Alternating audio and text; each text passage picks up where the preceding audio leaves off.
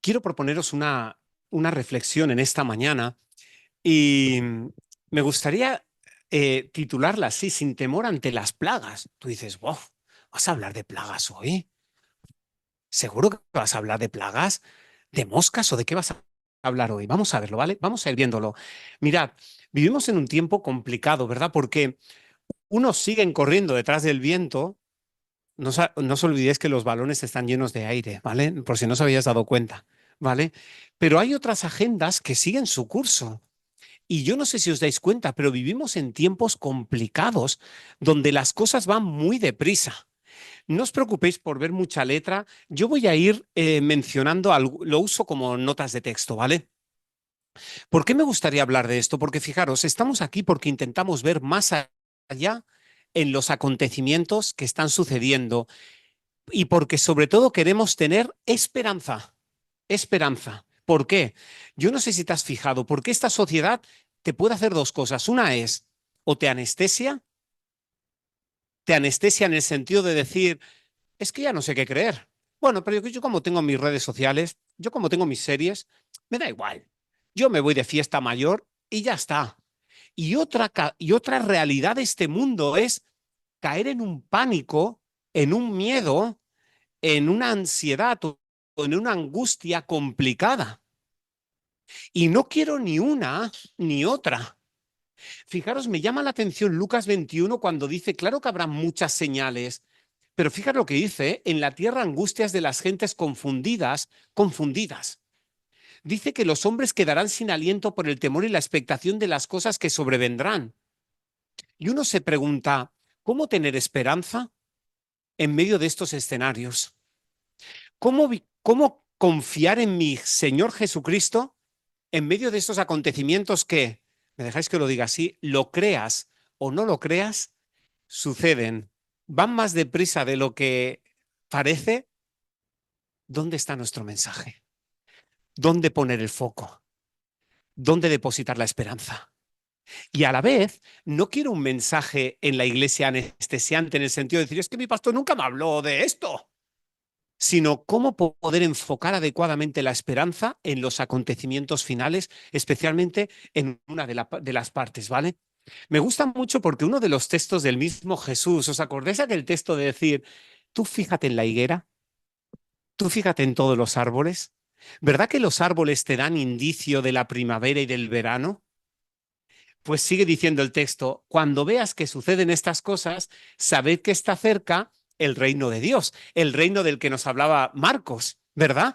¿Verdad que en verano uno le da más vueltas que nunca al frutero? Porque las frutas maduran demasiado rápido y se pueden echar a perder con más rapidez.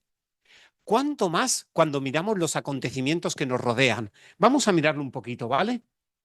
Vamos a meternos en esto. Pablo, si fuerais tan amable de darle a la pantalla para que vaya pasando la diapositiva. Mirad, eh, algunas citas, pero no... Uy, ahora no pasa otra vez. Algunas citas, pero no hace falta que nos quedemos con todas las detalles, ¿vale? Fijaros, estamos viviendo el tiempo del fin. Cumplimiento de señales de los tiempos anuncian que Cristo viene, pero el Jesús de la Biblia, no los falsos Cristos. ¿Vale? No las falsificaciones de la segunda venida de Jesús.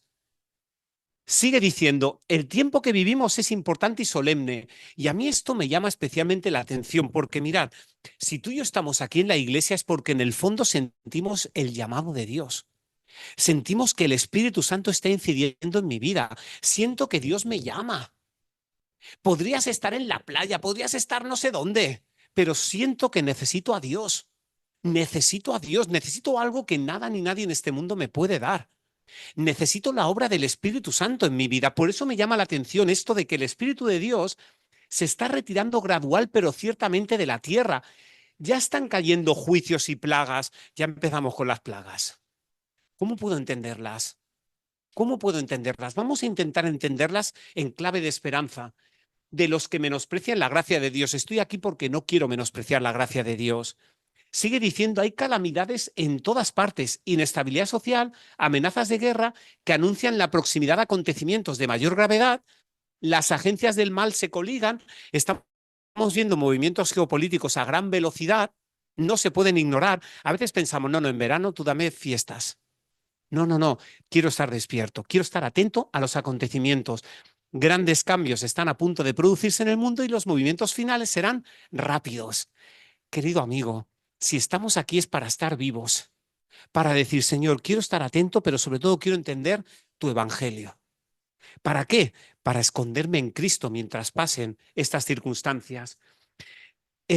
Satanás es capaz de hacerse pasar como si fuera un gran médico, pero produce un montón de enfermedades y desastres.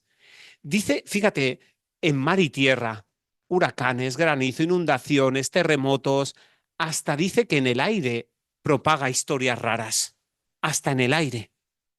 Y luego, fíjate lo que va diciendo, esto cada vez va a más, cada vez más desastrosos, puede pasar que la gente desfallezca, pero fijaros, apelando a Isaías 24, dice que tristemente la tierra es profanada, sobre todo porque se quebranta el pacto eterno.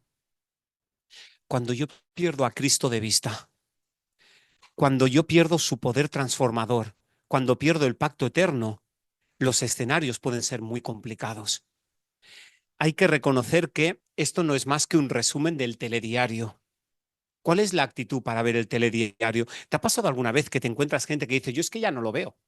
Ojos que no ven, corazón que no siente. ¿Te ha pasado alguna vez eso? Yo prefiero ya no ver el telediario porque es tan desesperante que no quiero verlo. ¿Cómo poderlo ver en clave de esperanza? ¿Cómo poder entender la esperanza que hay detrás y que está en la Biblia? Necesito estas cosas, necesito consuelo, necesito fortaleza, la fuerza que solo me puede dar Cristo Señor, Cristo Jesús, mi Señor, nadie más. Necesito conocimiento, porque el principio de la sabiduría es el temor de Dios. Cuando conoces, es mucho más fácil confiar. Si yo no conozco, no podré confiar. Necesito el verdadero conocimiento, necesito a Cristo. Para poder estar de pie ante este mundo, necesito estar de rodillas ante Dios. ¿Me entendéis? Necesito la actitud de Juan el Bautista. Yo quiero que él crezca y yo me haga pequeñito. Yo quiero, ya me encargo yo de sus sandalias. No quiero ser tibio en ningún sentido. Ayer me encantaba porque en Guinardó hacíamos una reunión de viernes sobre la tibieza. Bueno, la tibieza son cosillas. No, no, no. Cuidado porque si la tibieza es pecado, si la tibieza es apariencia de piedad, pero negar la eficacia de ella, eso es un problema. Houston, ¿me entendéis? La tibieza no puede ser, sí, más o menos, no, no, necesito una entrega plena. Igual que el bautismo es pleno, que el Espíritu Santo me llene mi vida, no a medias.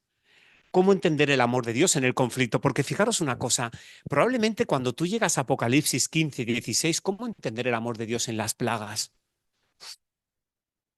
Buah, allí no se puede entender. ¿Cómo entender el amor de Dios en esa intervención donde Dios tiene que hacer una extraña obra? ¿Cómo entenderlo? Vamos a verlo un poco más, ¿eh? ¿Cómo entender ese escenario? Vamos a verlo, pero con perspectiva. Aquí nos encontramos justamente las famosas plagas de Egipto. ¿Os acordáis? Para yo entender el futuro tengo que entender el pasado, porque lo que fue, ya veréis que hay muchas cosas que serán. Las cosas que se escribieron para nuestra enseñanza fueron escritas a fin de que por la paciencia y la consolación de las Escrituras obtengamos esperanza.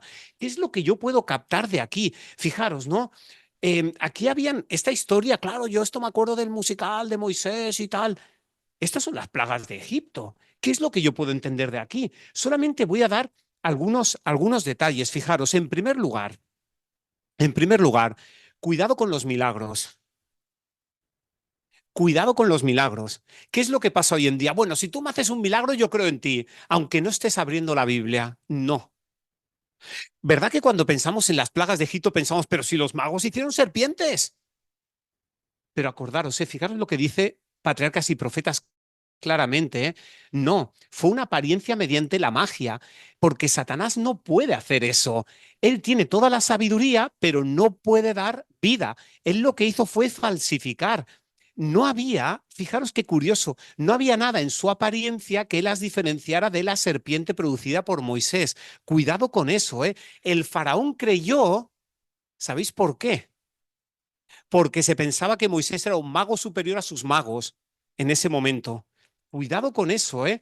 El faraón no pensó en el poder de Dios en esta etapa, en este momento, sino pensó, bueno, pues debe ser un vago más bueno este de Moisés. Cuidado con las apariencias. Es que hay inteligencia artificial. No, eso es una macrogestión de datos que parece que piensa.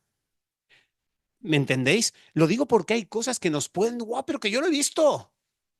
Hay cosas que solamente el escrito está, solamente el texto bíblico te puede ayudar a discernir, ¿eh?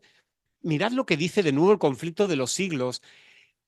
Si tú te sientes bastante firme en la palabra para no ceder al testimonio de los sentidos, vas bien.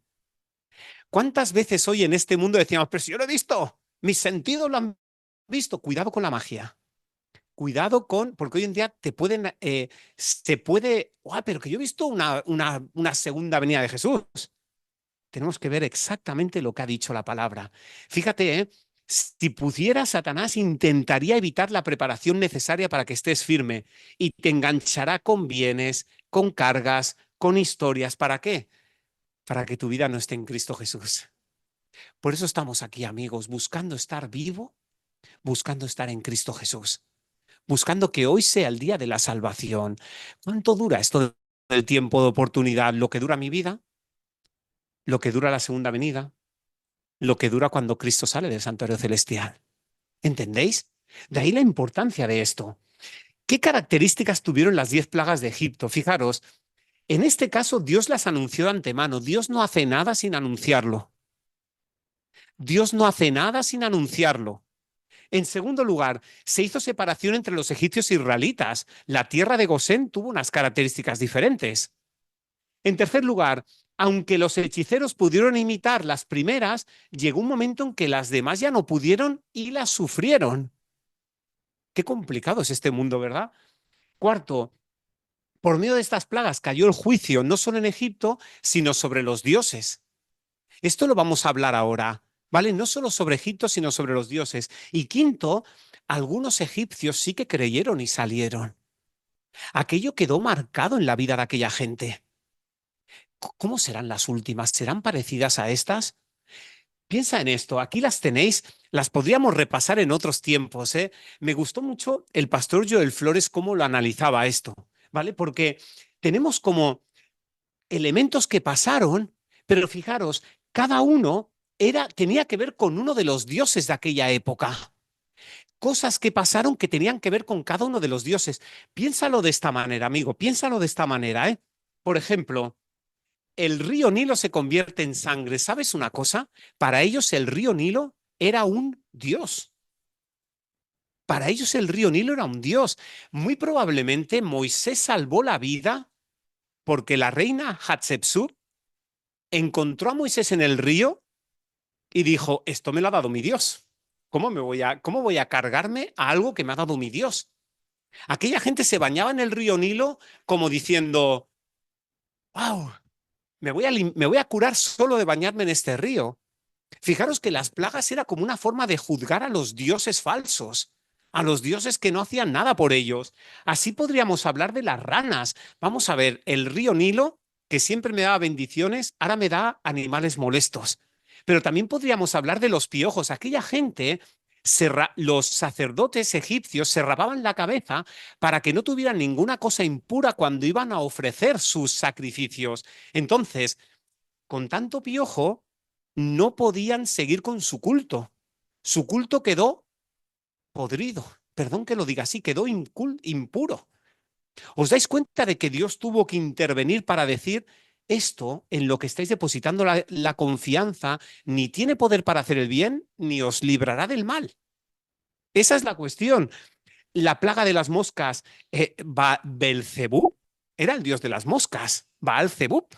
¿Vale? Así podríamos hablar del ganado, hombre, pero si tenían una veneración por los toros y ahora de repente el ganado acaba, las úlceras, bueno, parecido, ¿no? El granizo lo mismo, pero vamos a ver, pero si los dioses de los cielos no los controlamos, ¿qué está pasando ahí?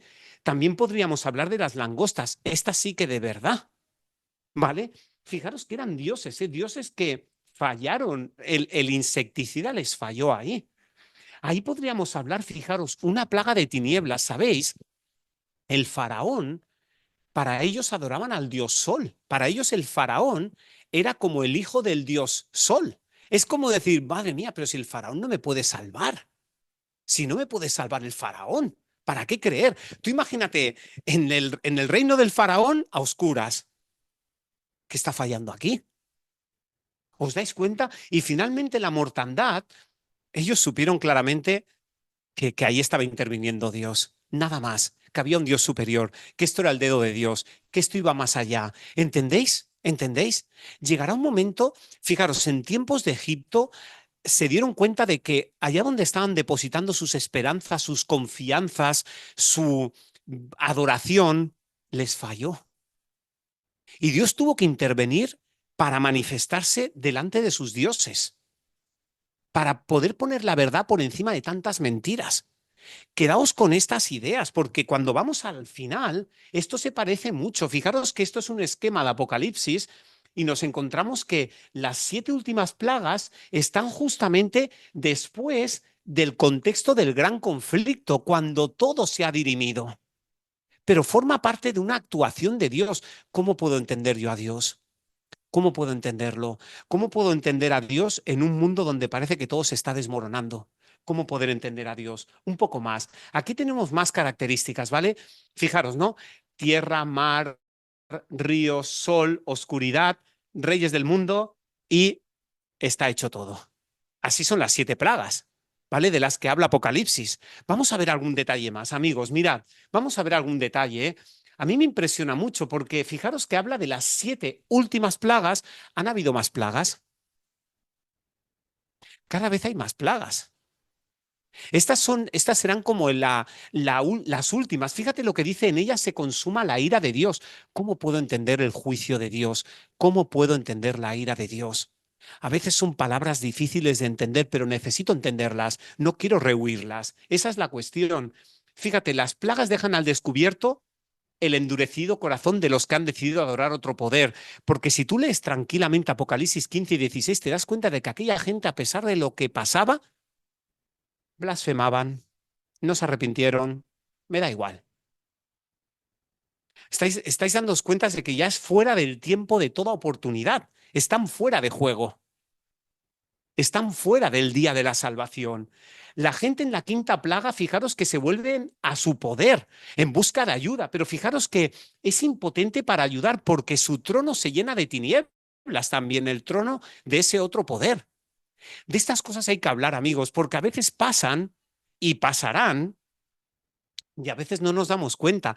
Del 1 al 5 se parecen a Egipto, pero del 5 al 7 tienen que ver con Babilonia. Lo que al principio fue sobre Egipto, al final es sobre Babilonia. Esto da que pensar. Los magos acaban sufriendo porque acaban bebiendo, por decirlo de una manera, ¿vale? Las plagas están muy relacionadas con las trompetas, tierra, mar, aire. Lo que pasa es que las trompetas afectan una tercera parte, pero las plagas son con mucho más fuerza. Esto os lo explico para que intentéis tener el esquema más claro y decir, oye, cuando vuelva a pasar por esto, que lo pueda entender. Y sobre todo, fijaros, no deja de ser, las plagas no dejan de ser, igual que fue un juicio de Dios sobre Egipto, esto es un juicio de Dios sobre Babilonia. ¿Qué? ¿Qué es Babilonia? Es una mezcla de instituciones, de filosofía, de ideas, de falsa adoración, gente que deposita su bienestar, su confianza, no en lo que Dios ha dicho. La pregunta en esta mañana es, ¿dónde tú y yo depositamos la confianza? ¿Corriendo de qué estamos? ¿Detrás de qué estamos corriendo? ¿Delante de quién estamos depositando nuestra confianza, amigos? Porque recordad, en Egipto se desmontó su castillo de naipes. Al final de la historia también se desmontará las falsas seguridades. ¿Y tú y yo? Al lado de quién queremos estar. Eso es la cuestión. Un poco más, amigo, un poco más. Mira, ¿cuándo pasan estas cosas? A mí me impresiona mucho porque están pasando cosas en el telediario y en nuestro mundo, sí o no. Sí. Pero fíjate lo que dice aquí, ¿eh? Mientras Jesús está en el lugar santísimo, hay un freno. Llegará un momento en que desaparecerá este freno y habrá pleno dominio sobre un montón de cosas. Las plagas no se podrían derramar mientras Jesús oficia en el santuario. Esto me llama la atención. Mientras Jesús está en la oficina, Dios retiene los vientos. Mientras Jesús está ministrando, Dios retiene los vientos. Pero fijaros, pero cuando acaba su obra allí, nada detiene la ira de Dios. Fijaros, nada detiene la ira de Dios. Y qué curioso, ¿verdad? Porque luego sigue diciendo que al final de todo, mira, los pecados confesados mientras él estuvo en el lugar santísimo serán asignados a Satanás. Es que, ¿sabes qué pasa? Esto parece un poco una película, pero yo lo que quiero que entiendas es con quién está tu vida. No quiero que temas frente a las cosas que darán mucho respeto vivir. ¿Con quién está tu vida? ¿Tu vida está escondida con Cristo en Dios? No tengas temor. Nos puede tocar ver cosas muy complicadas. Nos puede tocar ver cosas muy impredecibles, muy sobrevenidas, pero por eso necesito entender que Dios está al control de la historia y que quiere estar al control de tu historia personal. Un poco más, mira, ¿qué es la ira de Dios? La ira de Dios es la... A veces, sabéis que esto es un antropomorfismo, esto es una forma de explicarse, pero es la respuesta al mal de un Dios amoroso. Si no hubiera maldad, no habría ira de Dios. Dios permite al humano cosechar las consecuencias de las acciones. El peor castigo es cuando Dios retira su presencia. Nosotros oramos diciendo, hágase tu voluntad así en la tierra como en el cielo, pero llegará un momento en que Dios dirá, sea hecha tu voluntad. No puedo evitarlo. Dios respeta nuestra libertad. No lo puede hacer de otra manera. No lo puede hacer de otra manera. Cuando Dios te entrega tus propias pasiones, a mí me impresiona mucho el Salmo 76, cuando dice, Señor, tú eres temible. ¿Quién podrá estar en pie delante de ti cuando se encienda tu ira? Desde los cielos hiciste oír tu juicio. La tierra tuvo temor y quedó en suspenso cuando te levantaste, Dios, para juzgar. Y mira qué bonito, ¿eh? Para salvar a todos los mansos de la tierra. Ciertamente la ira del hombre te alabará. Tú reprimirás el resto de las iras. A mí me impresiona mucho ese salmo. Llegará un momento en que Dios se levanta. Dios hará, wow, pero es que es una extraña obra porque siempre me han hablado del amor de Dios, pero es que el amor de Dios incluye ponerle freno al mal. Hasta aquí. Es que probablemente Dios intervendrá porque si no el ser humano se autodestruiría. Se autodestruiría. Por eso necesitamos dejar que Dios sea Dios. Deja que Dios salve a todos los mansos de la tierra. Moisés fue el hombre más manso hasta ese momento. Ser manso es dejar que Dios haga su obra en ti. No permitas que la autosuficiencia, el no permitas que tus dioses ajenos estén por encima del Dios verdadero. No permitas que no haya nada en tu vida que esté por encima del objeto supremo de adoración, porque todo lo que no sea Dios no merece ser adorado. Porque no te va a poder salvar, no va a poder hacer nada. Y me impresiona mucho pensar que Dios es el que va a poner todas las iras en orden. Porque recordad, el dragón se llena de ira contra los que guardan los mandamientos de Dios y tienen la fe de Jesús. No, no me hables de la ira de Dios. Si no fuera por la ira de Dios, el mal se propagaría indefinidamente y eso no tendría ninguna justicia. No tendría ningún sentido. Por eso es muy importante, ¿vale? Y quédate con esto por si tienes alguna duda. Y entonces, ¿quién hará las plagas? ¿Quién hará las plagas? Mira este texto, ¿eh? Dios usará a sus enemigos como instrumentos para castigar a aquellos que hayan seguido sus propios caminos perniciosos. Qué curioso, ¿eh? Por los cuales la verdad de Dios ha sido tergiversada, juzgada equivocadamente y deshonrada. ¿Tiene derecho Dios? Claro que tiene derecho. Pero fijaros lo que pasa, ¿eh? El Espíritu Santo se retira y cuando el Espíritu Santo se retira, la obra es de Satanás. ¡Guau! La obra es de Satanás. ¿Cuánto? No, pero es que Dios manda las plagas. La obra es de Satanás. Dios se retira, Satanás actúa. Satanás actúa. Esa es la cuestión, ¿eh? Se me mostró que los juicios de Dios no vendrían sobre ellos directamente del Señor, sino Él advierte, corrige, reprueba, señala el único camino seguro. Acordaros, en tiempos de Noé, ¿qué pasaba? Dios dijo, mi espíritu no contenderá con el hombre para siempre. ¿Qué significa? Que llegó un momento en que no hubo más tiempo de gracia. Y fijaros, si los que han sido el objeto del cuidado especial siguen su propio curso, llega un momento, tras repetidas amonestaciones, que si se escoge el propio camino, ya no encarga a sus ángeles que impidan los decididos ataques de Satanás contra ellos. Me impresiona esta cita y a la vez me ayuda a entender quiénes son los protagonistas del conflicto cósmico. Lo digo porque a veces ves el telediario, te deprimes, pero por favor, clamemos a Dios por justicia, no te quedes solamente con, es que el mal, esto acabará. Esto acabará, amigos. No tenemos por qué vivir de esta manera indefinidamente. Esa es la cuestión, ¿vale? Piensa en esto, ¿eh? Llegará un momento en que las últimas plagas ya no habrá humano que lo solucione. Dios no está indignado con el ser humano, sino con el pecado. El problema es cuando yo me aferro a mi pecado. Entonces Dios tiene que reciclarme junto con el pecado. ¿Entendéis? Aferrémonos a Cristo y no al pecado.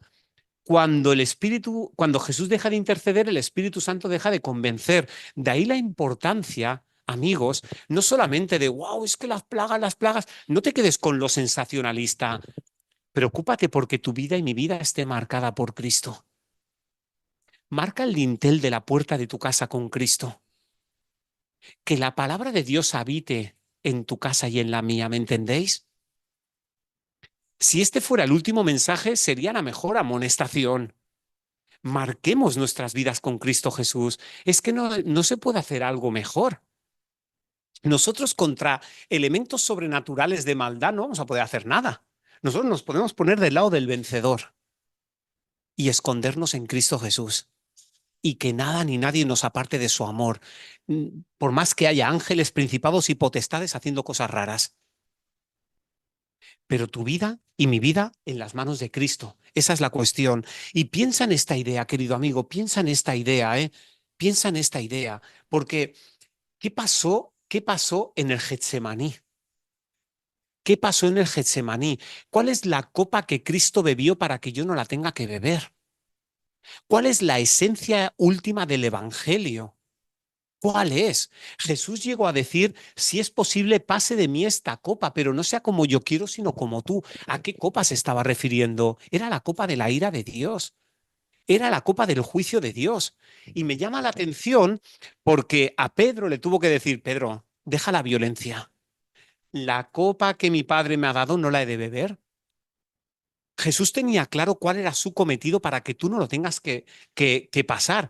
Dios no retarda su promesa, Dios es paciente conmigo, Dios quiere que tú y yo procedamos al arrepentimiento. Esta es la clave. Además, esto tiene mucho que ver hasta con el mensaje de los tres ángeles, especialmente con el tercero.